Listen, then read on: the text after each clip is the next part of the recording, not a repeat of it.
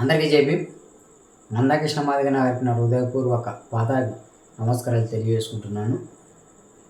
ఏమైపోయారంతా ఇప్పుడు? ఎస్సీ వర్గీకరణకు అడ్డు తగులుతున్న మేధావులు ఎక్కడికి వెళ్ళారు? ఎక్కడ దాక్కున్నారు? అసలు మీరు ఎక్కడ ఉన్నారో? ఎస్సీ వర్గీకరణ ఇప్పుడు అమలైంది, ఇప్పుడు ఆపండి చూద్దాం. ఇన్నాళ్ళ పన్న మందాకృష్ణ మాదిగను మీ నోటికి వచ్చినట్టు మాట్లాడారు. ఎస్సీ వర్గీకరణ ఆపుతాం, ఎస్సీ వర్గీకరణ అమలు చేయనీయం, ఎన్నో మాటలు మాట్లాడారు. ఇప్పుడు మాట్లాడండి, మీకు దమ్ము ధైర్యం ఉంటే ఇప్పుడు మాట్లాడండి.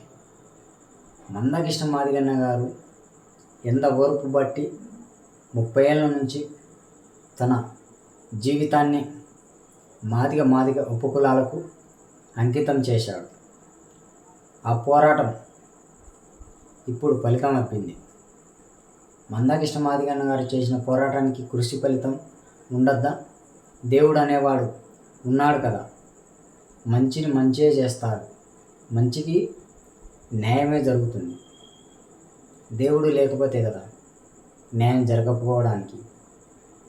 సో మందాకృష్ణ మాదిగన్న గారు చేసింది తన కుటుంబం కోసం కాదు, తన మాదిగ జాతి కోసం కాదు,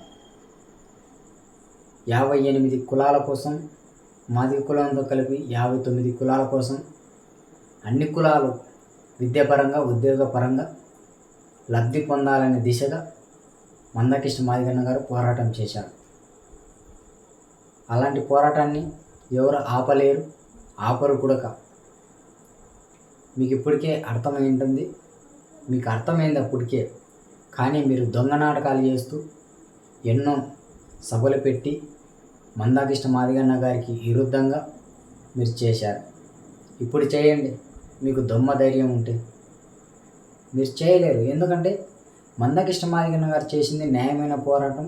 ఆ న్యాయమైన పోరాటానికి అన్ని పార్టీల మద్దతు, గవర్నమెంట్ మద్దతు, సుప్రీంకోర్టు మద్దతు, కేంద్ర ప్రభుత్వం బీజేపీ పెద్దలు నరేంద్ర మోదీ గారి మద్దతు ఉండడంతో న్యాయమైన పోరాటం కాబట్టి ఎస్సీ రిజర్వేషన్ల వర్గీకరణ జీవో ఇప్పుడు తెలంగాణ, ఆంధ్రప్రదేశ్ రాష్ట్రంలో అమలైంది. సో ఇప్పుడు మీరు ఏం చేసినా అవన్నీ వృధా.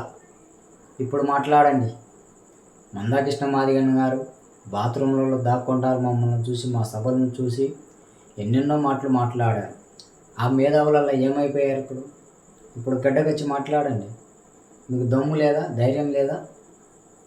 మందాకృష్ణ మాదిగన్న గారి గురించి మాట్లాడేప్పుడు ఫస్ట్ మీరు తెలుసుకొని మాట్లాడండి. ఆయన చరిత్ర ఏంది, ఆయన చేసే పోరాటం ఏంది, అవన్నీ గమనించి మాట్లాడండి. ఊరికే మీరు మాట్లాడితే మాటలు ప్రజల్లోకి వెళ్ళిపోతాయి, ప్రజలు విని అవి మీ మాటలకు లొంగి మందాకృష్ణ మాదిగన్న గారి మీద తిరుగుబాటు చేస్తారన్నది ఉత్తది, అవన్నీ బూటకాలు.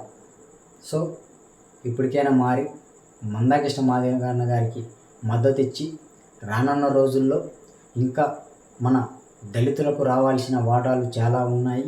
ఆ వాటాల కోసం కలిసి మందాకృష్ణ మాదిగన్న గారితో పోరాటం చేద్దాము, సిద్ధం కండి. సో ఎంఆర్పిఎస్, ఎంఎస్పి అనుబంధ సంఘాలకు సంబంధించి నేను ఎప్పటికప్పుడు అప్డేట్ని అయితే అందిస్తాను.